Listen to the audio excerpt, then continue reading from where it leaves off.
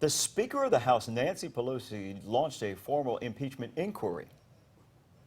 The actions of the Trump presidency revealed the dishonorable fact of the president's betrayal of his oath of office, betrayal of our national security, and betrayal of the integrity of our elections.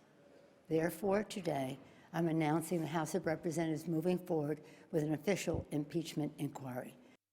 Well, this all comes after the president admitted to discussing presidential candidate Joe Biden and his son in a phone call with the Ukrainian president. This is the most direct step taken by House Democratic leaders to embrace impeachment proceedings. Way 31's Casey Albritton joins us live in the studio this morning to tell us what comes next. Casey. Marie, Pat, this impeachment inquiry comes after reports that the president may have sought foreign government's help in this re-election bid. Here's a look at what we know right now. Reports say President Trump allegedly reached out to Ukraine's leader to help investigate former Vice President Joe Biden, who is also a frontrunner in the presidential race. Nancy Pelosi made a statement saying no one is above the law. ABC News reports that 183 members of Congress wants the impeachment inquiry. President Trump responded saying a formal impeachment inquiry would be positive because if the Democrats pursue the impeachment, they will lose in next year's elections. Now, here's the next steps for the House. Pelosi says the House committees will continue investigating allegations against President Trump, but under the official impeachment inquiry. Once the House Judiciary passes articles of impeachment, then the House needs a simple majority vote in favor of it. But 2/3 of the Senate is needed to move forward and eventually have President Trump removed from office. In the next half hour, we will take a look at your responses to the call for impeachment. Stay with us. We'll have that at 5:30. Live in the studio, Casey Albritton, Way 31 News.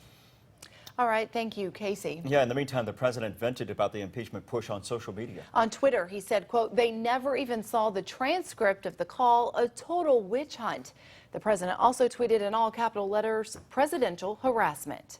Meanwhile, several Alabama lawmakers released their thoughts on the impeachment inquiry. Representative Robert Adderholt said, quote, "I think most Americans want Congress to focus on issues that help families and strengthen the economy rather than impeaching this president." Representative Mo Brooks said, quote, "I look forward to the upcoming hearings revealing whether there's credible evidence of an impeachable offense or whether this is just another Russian collusion witch hunt, as everything to date suggests it is."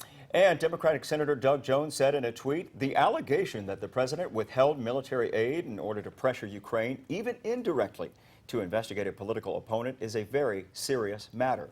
It's critical to national security for the House and Senate to perform their constitutional oversight role and investigate."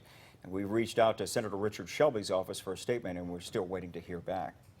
We also know now that what the politicians have to say about this, but we also want to know what you think about this. So far, there are more than 400 comments on this story alone on Facebook. As Casey mentioned, in the next half hour, we will go through some of those comments to see what you're thinking this morning, and we ask that you join in on that conversation if you can. And for more information on the impeachment inquiry, you can head over to waytv.com right now. There you can learn about what comes next in this process.